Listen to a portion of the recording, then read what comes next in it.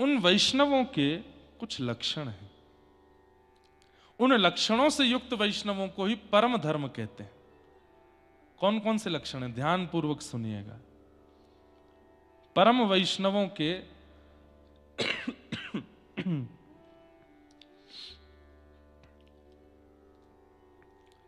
6 लक्षण कौन कौन से? उसमें सबसे पहला लक्षण है आनुकूलस्य संकल्प। भगवान के अनुकूल संकल्प लेना, व्रत लेना, अपने अनुकूल नहीं। जैसे अपनी अनुकूल का क्या अर्थ होता है कि मेरे घर में सुख शांति समृद्धि हो, इसलिए मैं यज्ञ करूंगा, इसलिए मैं तप करूंगा, इसलिए मैं भजन करूंगा, इसलिए मैं कथा कराऊंगा, इसलिए मैं अनुष्ठान कराऊंगा। ये अपनी अनुकूलता से। लेकिन भगवान की अनुकूलता का मतलब क्या होता है? हम गिरिराज जी की परिक्रमा इसलिए करेंगे कि श्री लाल जी मुझसे और प्रसन्न हो जाए। हम वृंदावन इसलिए जाएंगे कि श्री जी मुझसे और प्रेम करने लगे। मैं मुक्तिनाथ, बद्रीनाथ, इन सब जगह पर इसलिए जा रहा हूं ताकि ठाकुर जी को मैं उनके अनुकूल लगने लगूं। अब इसमें मेरे जीवन के प्रति कोई संकल्प नहीं है, ठाकुर जी की प्रसन्नता के संकल्प हैं। ये वैष्णव का पहला लक्षण होता है। वो कोई भी संकल्प भगवत अनुकूल्य से ही करता है, अपनी अनुकूलता से नहीं। इसका एक अर्थ और किया जाता है कि जो वेद विदित बातों को ही मानता हो, वेद रहित क्रियाएं ना करता हो, जो वेद अनुशासन बताते हैं, शास्त्र अनुशासन बताते हैं, उन्हीं अनुशासनों के अनुकूल चलता हो, यह वैष्णव का प्रथम लक्षण है। मनमाने ढंग से नहीं, मनमानी क्रिया नहीं। इसमें एक अर्थ और आ जाता है कि अब वेद तो हम पढ़ नहीं सकते, शास्त्र तो हम पढ़ नहीं सकते, तो फिर हम एक आचार्य को फॉलो करते हैं और उन आचार्य की वाणी, उसी को हम वेद वाणी, उसी को हम शास्त्र वाणी मानते हैं। वो जैसा कहते हैं हम वैसा करते हैं। ये प्रथम लक्षण है वैष्णव का। एक बात बोलूं, बहुत समय से मैंने ये बात बताई नहीं। हम कथा करने के पीछे उद्देश्य क्या रखते हैं पता है आपको? कि हमको अपने जीवन की समस्त कथाओं का फल चाहिए कि हमें वैकुंठ में कथा करनी है, कि जब यहां से वैकुंठ जाएं तो वहां कथा सुनानी है ठाकुर जी को। समस्त कथाओं का फल हमको यही चाहिए कि सामने हमारे ठाकुर जी बैठे हो श्रोता बन के, और हम उनको कथा सुनाएं। और वहां ये वाली कथा नहीं सुनाएंगे, हम वहां वो वाली कथा सुनाएंगे जिन कथाओं को सुन के ठाकुर जी को अपने भक्तों की बहुत याद आवे, और ठाकुर जी को नहीं कि ये बतावें कि कितनी कष्ट देते हो आप, कितनी पीड़ा दे दे करके आते हो आप धराधाम पर। ये देखो इस भक्त के साथ ऐसी लीला, ऐसी लीला। ये तो प्रमाणित है कि मुक्ति तो हमको मिल जाएगी। ये तो इतनी कथा करते रहते हैं तो कुछ तो मिलेगा, मुक्ति तो मिल ही जाएगी। यम लोग तो नहीं जाएंगे, इतना तो विश्वास आने लग गया है चित्त से। भगवान करे नजर नहीं लगे इस बात को। लेकिन भगवत धाम मिले तो वहां ठाकुर जी जाते ही पूछेंगे, और भैया इंद्रेश कैसे? जय जय, बस कृपा है, आपने हमको बुला लिया, लेकिन हमको मुक्ति नहीं चाहिए। हम ठाकुर जी से जाके कहेंगे ये बात, हमको मुक्ति नहीं चाहिए। ठाकुर जी कहेंगे क्या चाहिए फिर? बोल वापस पृथ्वी पे ही भेज दो, वृंदावन, दोबारा वृंदावन भेज दो, दोबारा से जन्म चाहिए।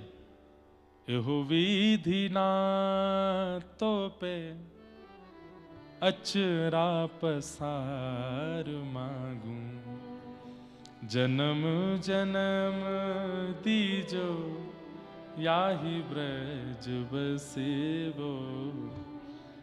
एहो विधि ना तो पे अचरा पसार मांगू, जन्म जन्म दीजो याहि ब्रज बसेवो। अच्छा देखो, ये एक बहुत बढ़िया बात है।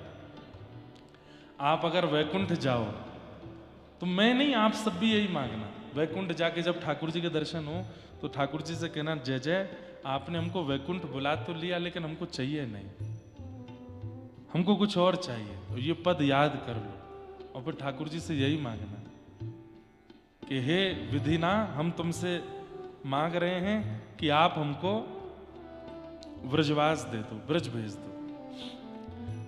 वैकुंठ नहीं मिला, स्वर्ग मिल गया तो वहां इंद्र से मांग लेना।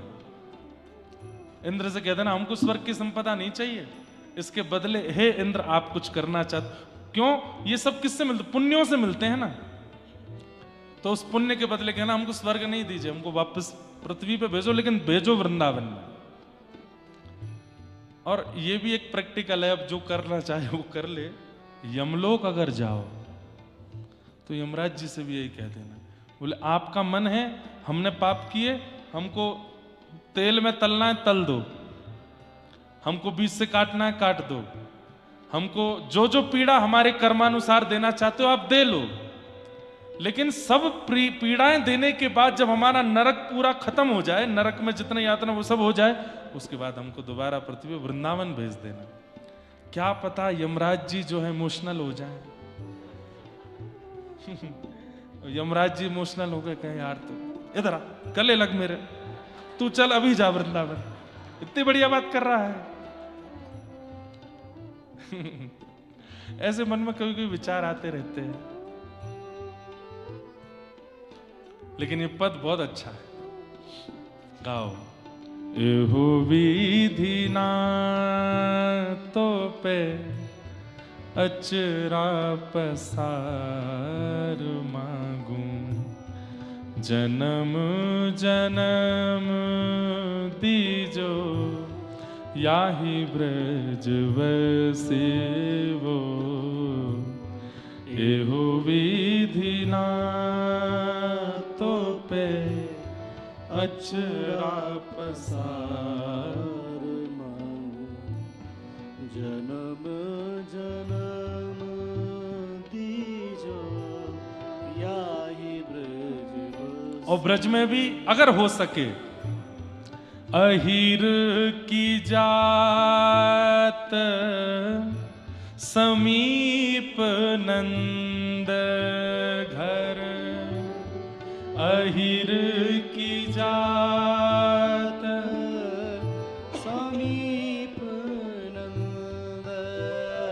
हाँ, अहीर की जात समीप नंद घर, अहीर की जात समीप। क्यों? वहां क्या मिलेगा? ओ हेरी हेरी श्याम सुभग, घरी घरी हसी वो।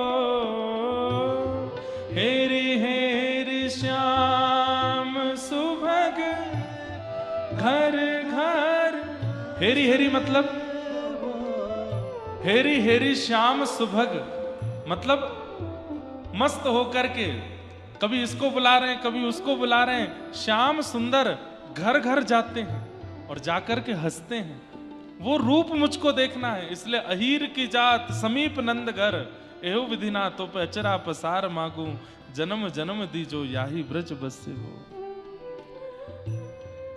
आहा, तब विधाता बोलेंगे अच्छा ठीक है भेज देता हूं, तो क्या एक बार श्याम सुंदर का दर्शन करके तुम आनंदित हो जाओगे?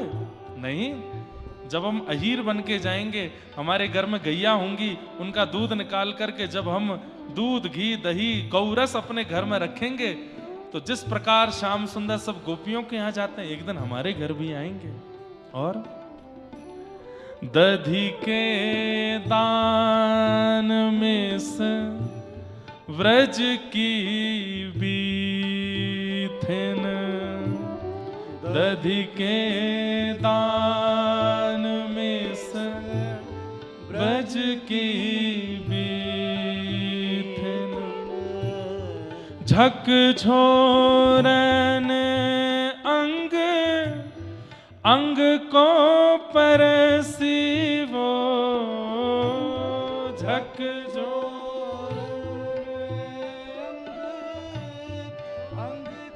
आहा, कितनी अच्छी बात। ब्रज में जब मैं जन्म लेकर के जाऊंगा या जाऊंगी और मेरे घर जब दही होगा, तो दही के दान के लिए श्याम सुंदर आएंगे, और जब मैं दान देने से मना करूंगा या करूंगी तो वो मेरा हाथ पकड़ेंगे, मैं अपना हाथ छुड़ाऊंगी वो दूसरा हाथ पकड़ेंगे, मैं दूसरा हाथ छुड़ाऊंगी तो वो मेरी कमर से मुझे पकड़ लेंगे, और इन सब छुड़ाने पकड़ने के बीच में उनके अंग का स्पर्श मुझको हो जाएगा। बार बार नेत्रों को दर्शन और शरीर को अंग का स्पर्श। अरे ये सुख स्वर्ग में नहीं मिल सकता, वैकुंठ में नहीं मिल सकता, गोलोक धाम में नहीं मिल सकता, ये तो व्रज में जन्म लेने से ही प्राप्त होगा।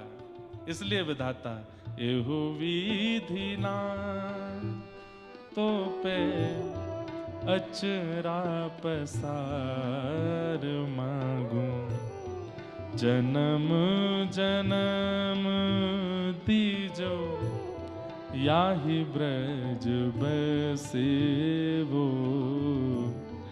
एहो विधि ना। गाइए। अरे विधाता बैठे हैं मुक्तिनाथ, इन्हीं से तो मांगना है, इन्हीं से तो कहना है ये बात।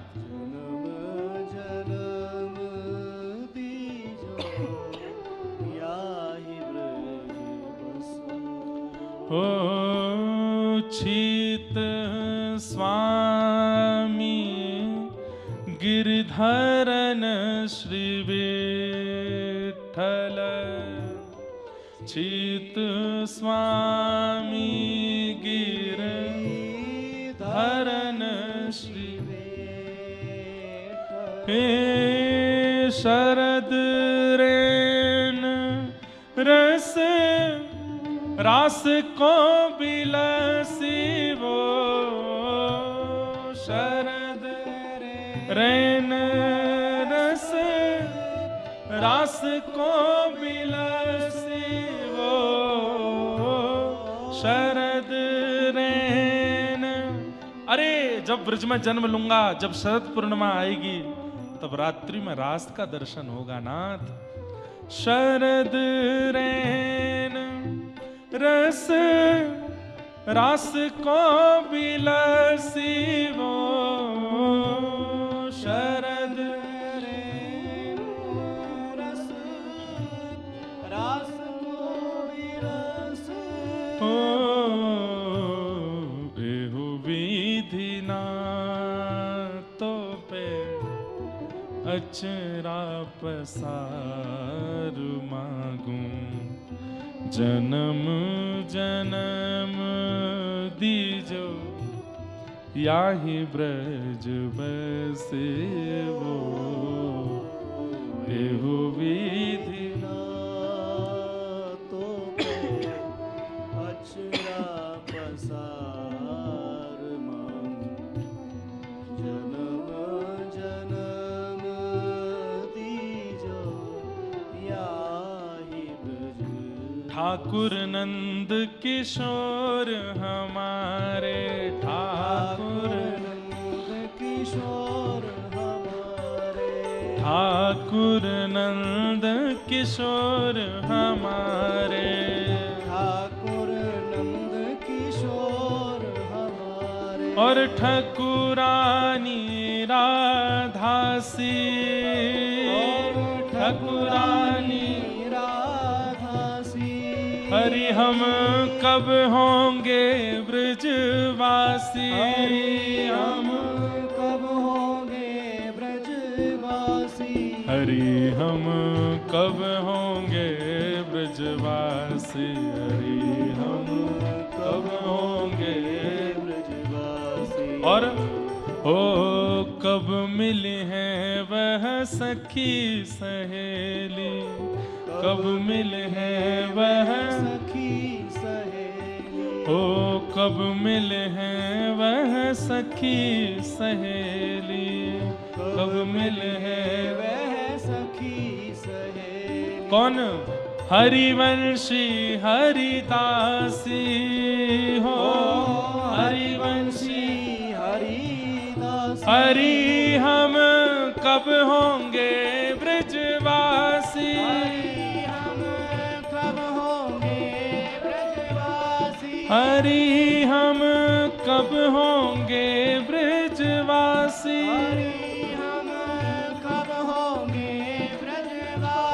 हरि हम कब होंगे ब्रजवासी, हरि हम कब होंगे और ओ वंशीवट की शीतल छैया, वंशीवट की शीतल छैया, वंशीवट की शीतल छैया, वंशीवट की शीतल छैया, और सुभग नदी यमुना सी हो, और सुभग नदी यमुना सी, हाँ जाकी वैभव करत लाल सा, जाकी वैभव करत लाल सा, ओ जाकी वैभव करत लाल सा, जाकी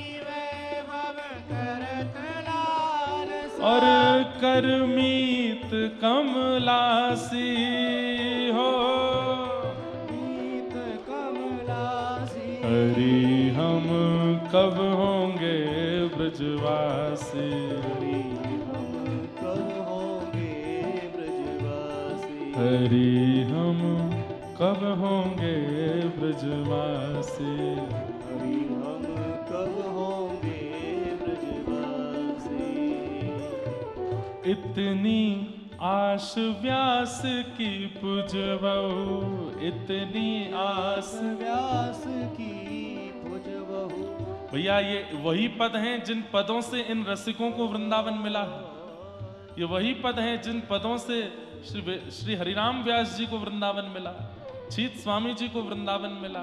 ये सब रसिक जनों को वृंदावन मिला ही इन पदों से है। मुक्तिनाथ में साक्षात बैठे हैं परमात्मा, कह दीजिए उनसे।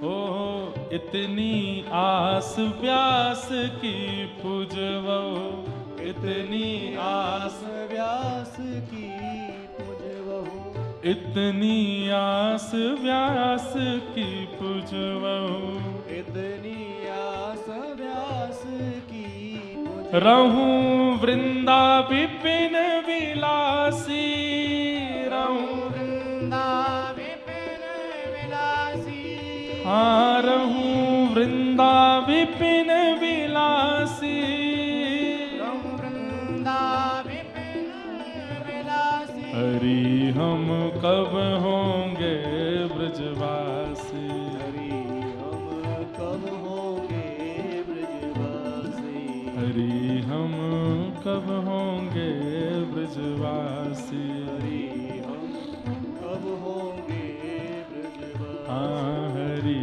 हम कब होंगे ब्रजवासी, हरि हम कब होंगे ब्रजवासी।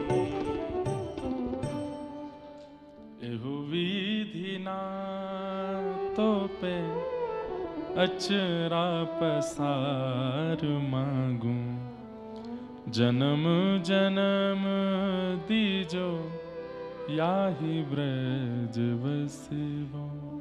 तो कथा के बाद हमको अगर मुक्ति मिली, वैकुंठ मिला, तो हम ठाकुर जी से कहेंगे नाथ वैकुंठ के बदले कृपा करो। बोले क्या? दोबारा से ब्रजवास दे दो, दोबारा से वृंदावनवास दे दो। लेकिन इतनी कृपा करके आपने वैकुंठ तक तो बुलाया ही है, तो जिसमें हम एक्सपर्ट हैं वो काम हमसे करवा लो। कथा सुन लो, आप और लक्ष्मी जी यजमान बन जाओ। दक्षिणा हमको कुछ चाहिए नहीं, दक्षिणा रूप में वृंदावन ही दे देना। अब आ ही गए हैं वैकुंठ, तो ठाकुर जी कथा सुनो। कितना सुंदर दृश्य हो, शेष नाग पर पौड़े, पौड़ के कथा सुनेंगे तो हम टोक भी देंगे। मैं जय जय ने बैठ जाओ, पौड़े पौड़े कथा सुनोगे, बैठ के कथा सुनेंगे। नंदोत्सव आएगा तो हम कहेंगे कुछ मंगवाइए, सामग्री लुटानी है, सब श्रोता जन आए हैं। हम ये भी कहते हैं कि हमारी कथा में जितने श्रोता हैं वो भी आएंगे वैकुंठ, और वो सब श्रोता बनेंगे, सब श्रोता बनेंगे। आप लोग ही मिलने वाले हो वहां पे हमको। कुछ लोग पहले पहुंच जाएंगे, वो वहां जाके कमरा आदि की व्यवस्था कर देना, भोजन आदि कौन बनाएगा उसकी व्यवस्था देख लेना। और ये क्या यूं कह रहे हैं, यहीं से भेज दें क्या? वहां हॉल वॉल है कि नहीं? वैकुंठ में तो बड़े बड़े सभागृह होंगे, ठाकुर जी से जाके पहले ही कह देना हमारे व्यास जी आएंगे, अभी 20-25 साल की सेवा हो रहे हैं उनकी, उसके बाद आएंगे तो उनके लिए जगह बता दो, कहाँ होगी कथा। ठाकुर जी कौन आ रहा हो भैया, अभी से कथा की जगह ढूंढी जा रही है। और फिर एक साथ हम हमारी कथा के यजमान से प्रार्थना यही करेंगे, हरि हम कब होंगे ब्रजवास, एहो विधि ना तो पे अचरा पसार मांगू, जन्म जन्म दीजो याही ब्रज बसबो, ये ब्रज हमको मिले। तो आनुकूल्य संकल्प वैष्णव का पहला लक्षण, अपनी अनुकूलता से नहीं। हाँ, ठाकुर जी जब तक नहीं मिले तब तक ठाकुर जी के अनुकूल संकल्प धारण करो, और जब ठाकुर जी मिल जाएं तब ऐसा संकल्प जो अभी हमने सुना, वृंदावन की प्राप्ति का संकल्प ठाकुर जी से बोल दो। लेकिन जब तक ठाकुर जी ना मिले तब तक अपनी अनुकूलता से संकल्प नहीं, ठाकुर जी को प्रिय लगने वाले संकल्प। और ठाकुर जी को प्रिय लगने वाले संकल्प मतलब वेद निर्मित संकल्प। वेद निर्मित संकल्प मतलब हमारे आचार्य और गुरुजनों के द्वारा बनाए गए जो नियम हैं उनका पालन हम करें, स्वतंत्र नहीं। वैष्णव का पहला लक्षण। वैष्णव का दूसरा लक्षण है प्रतिकूलता का त्याग। जो सीधी बात है तो हमारी कथा में बैठते हैं, तजो मन हरि विमुखन को संग। जो हरि से विमुख करने या कराने वाले हैं उनका संग त्याग कर दो। जो हरि विमुख हैं उनसे दूर रहना है, हरि विमुखों के समीप नहीं रहना। तजोरे मन हरि विमुखन को संग, ये दूसरा नियम होता है वैष्णव का। चाहे वो कितना भी अंतरंग और सामीप्यवर्ती क्यों ना हो, उसका त्याग कर दो। जो हरि विमुख करने वाला है, जो कथा के बीच में विक्षेप देने वाला है, उसका त्याग कर दो। तजोरे मन हरि विमुखन को संग। तो वैष्णव का पहला लक्षण आनुकूल्य संकल्प, भगवान के अनुकूल संकल्प। दूसरा प्रतिकूलता का त्याग। तीसरा भगवान रक्षा करेंगे ये विश्वास। हर स्थिति में ये विश्वास प्रगाढ़ मन में है कि भगवान मेरी रक्षा करेंगे। और एक और बात, भगवान मेरी रक्षा कर रहे हैं, ये प्रत्यक्ष अनुभूति होनी चाहिए कि नहीं, अभी भी मेरी रक्षा ठाकुर जी ही कर रहे हैं। मैं निर्विघ्न रूप से मुक्तिनाथ आ गया, ये मेरी गाड़ी का बल नहीं था, मेरी फ्लाइट की टाइमिंग अच्छी थी, या मेरा हेलीकॉप्टर समय से उतर गया, उड़ गया ना, ठाकुर जी ने मेरी रक्षा की। ये सब संयोग उनकी कृपा। ये तो बहुत सामान्य सी बात कही, पर जीवन की हर परिस्थिति में यही विचार कि ठाकुर जी मेरी रक्षा कर रहे हैं, ये भाव रहे। और समर्पण। कैसा समर्पण? जैसे मान लीजिए कि पंडित जी को हमने अपनी शॉल उतार के दे दी। अब शॉल जो है ये कौन है? मैं और आप। मैं कौन हूं? गुरु। और पंडित जी कौन है? परमात्मा।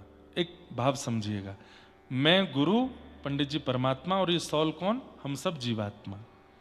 तो गुरु ने क्या किया? हमारा हाथ पकड़ करके परमात्मा के हाथ में दे दिया। अब शॉल के प्रति वो क्या करना चाहते हैं वो उनके ऊपर निर्भर करता है।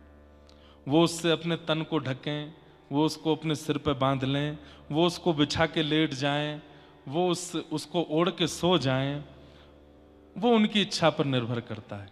वो उसको गोमती में डालें, वो उसको कीचड़ में डालें, वो उसको पत्थर पर सुखावें, वो उसको धूप में सेकने डाल दें, गरम गरम प्रेस लगा करके महाराज स्त्री करें, उनकी इच्छा। और कभी अति प्रिय लगने पर वो किसी और को भी दे दें, तो मैं रोऊं ना कि नाथ ये क्या कर रहे हो, ये समर्पण। वो जैसे चाहे, हमारी कोई इच्छा नहीं है उसमें। ये वैष्णव का चौथा लक्षण है। प्रथम लक्षण आनुकूल्य संकल्प, द्वितीय लक्षण प्रतिकूलता का त्याग, तृतीय लक्षण भगवान रक्षा करेंगे सदा ये विश्वास, चौथा लक्षण समर्पण, वस्त्र के समान। और अब यहां समर्पण दो बताए गए हैं। पहला समर्पण बताया गया पत्नी के समान, जैसे पत्नी पति के प्रति होती है। पत्नी का समर्पण कैसा होता है? विवाह से पहले गोत्र अलग, विवाह से पहले पिता अलग, माँ अलग, परिवार अलग, लेकिन विवाह के बाद गोत्र भी पति का, विवाह के बाद उसके पिता ही मेरे पिता, उसकी माता ही मेरी माँ, उसकी भाई ही मेरे जेठ, उसकी बहन मेरी ननद, उसका घर मेरा घर, सब कुछ उसका मेरा। तो पहला समर्पण बताया पत्नी के समान, और फिर दूसरा समर्पण बताया कपड़े के समान। जैसे कपड़ा हम जैसे चाहे उसको प्रयोग में लें। तो कितने लक्षण हो गए वैष्णव के? 5 हो गए। प्रथम आनुकूल्य संकल्प, दूसरा प्रतिकूलता का त्याग, तीसरा भगवान रक्षा करेंगे ये विश्वास, चौथा पत्नी के समान समर्पण, और पांचवा वस्त्र के समान समर्पण। और छठवां लक्षण दीनता, दैन्य। ये वैष्णव के 6 लक्षण हैं। छठवां लक्षण है दीनता, दैन्य। दीनता यदि वैष्णव में परिलक्षित नहीं होती है तो वो वैष्णव अभी बना नहीं है, इस बात का ये प्रमाण है। अति दीन, मैं कुछ भी नहीं हूं, ये हृदय का त्याग कर दे भाव, और पूर्ण रूपेण ठाकुर जी के सन्मुख नतमस्तक हो जाए, ये दीनता, ये दैन्य।